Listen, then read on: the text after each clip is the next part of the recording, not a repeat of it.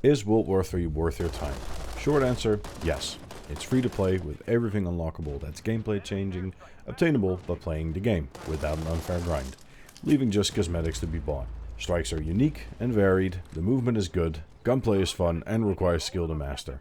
Loads of weapons and vehicles and customizations for them, map design is great, performance does need a bit of work but it's passable, and graphically it looks fine to me. Well, that's it for the video. Like and subscribe, follow me on twitch.tv/CarlosGames and have fun playing. Or if you need a little bit more clarification about the game, stick around for the rest of the video.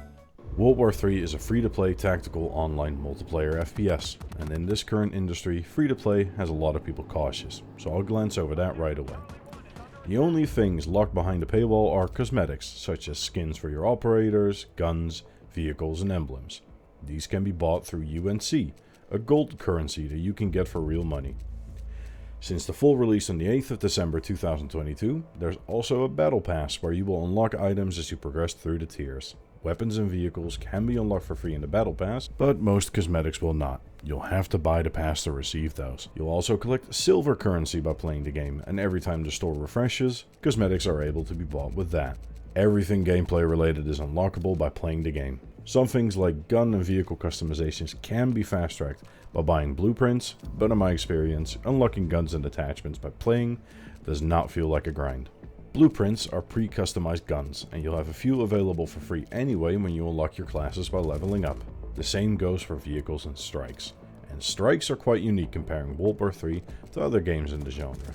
Capture flags, kill enemies, supply your teammates with ammo, health or equipment, and many other things, and you'll be rewarded with points. These points can be used for strikes. Call in the radar, jam your enemies, rain down from above with napalm or artillery, or call in one of the many vehicles to steer, pilot, or remote control. I will go more in depth on strikes and their customizations later. Tactical Ops is a 20 vs 20 mode where infantry and vehicles fight over capturing flags and linking them. If you capture the Alpha 1 flag, you'll need Alpha 2 as well to increase your team score. If the enemy has both the Charlie 1 and 2 flag, and you take one of them away, they won't gain any points for only owning a single flag. The score limit is 5,000 and the match lasts a maximum of 30 minutes. Reach 5,000 points, your team wins. If after 30 minutes your team score is higher than the opponent's, your team wins. The other mode is Classic Team Deathmatch, 10 vs 10 in a best out of 3 match. No flags involved. The first team to get 50 kills or has more kills after the 7-minute timer wins the round. Win 2 rounds and your team is victorious. Next up, the movement. That is critical in every game, so I will show you by playing the tutorial. In the tutorial you are taught how to walk, sprint, jump, crouch, fast crouch, sprint crouching, turbo sprint, sliding, prone and fast prone, and turn over. Vault, climb onto obstacles, hip fire, aim down sights, use your secondary sight, reloading of course, single fire mode, use special ammunition, switch between weapons, leaning, heal up, refill your grenades or other equipment, yeet said grenade, go into your backpack to change certain customizations or switch out your gadget. But one thing it doesn't teach you is that you can go prone backwards immediately from standing up. Map design is very good. Choke points are rare due to the variety of clutter and objects on every single map. And even with open spaces, altitude differences and obstacles make it so vehicles aren't playing duck hunt, getting easy kills. As a full release, there are 6 maps in rotation in Tactical Ops and 4 in Team Deathmatch, with hopefully many more to be added in the future. Next up is customization. Heading into Customize and then Equipment, you can see your unlocked loadouts that you can configure to your liking. We are, however, dealing with a weight system where high mobility allows you to move fast and regenerate larger portions of health. Medium and low mobility will be worse at that. You can mix and match in between the following categories of weapons: assault rifles, battle rifles, LMGs, sniper rifles, shotguns, sidearms, special weaponry, and SMGs, each with a unique and plethora of attachments to customize to your liking, or blueprints to use for a pre-customized gun. Armor plates and helmets also count to the weighting system.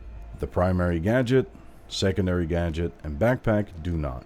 In your backpack, you can customize your gun in-game on the fly with the following options: primary sights, secondary sights, underbarrels, and muzzles. You can also bring an extra gadget for free. Going into customization for the standard assault rifle, for example, I'll show you what you can change. In primary sights, I'm sure you can find something to equip your gun with. Iron sights as well, and medium magnification sights. Secondary sights, which also mean iron sights, underbarrels, magazines, secondary ammo, sight attachments, barrels, and muzzles.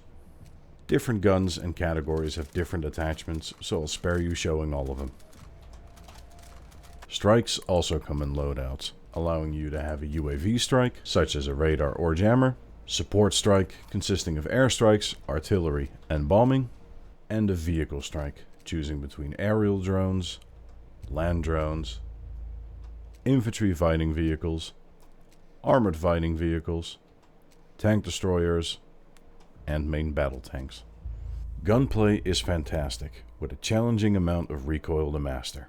Here's the assault rifle you'll start off with on full auto, without me moving the mouse. Now I'm firing short bursts by holding the mouse shortly. And now I actually switch fire mode to burst. Switching fire mode actually helps your accuracy, making it a useful feature. And for the Rambos among us, full auto light machine gun without moving my mouse.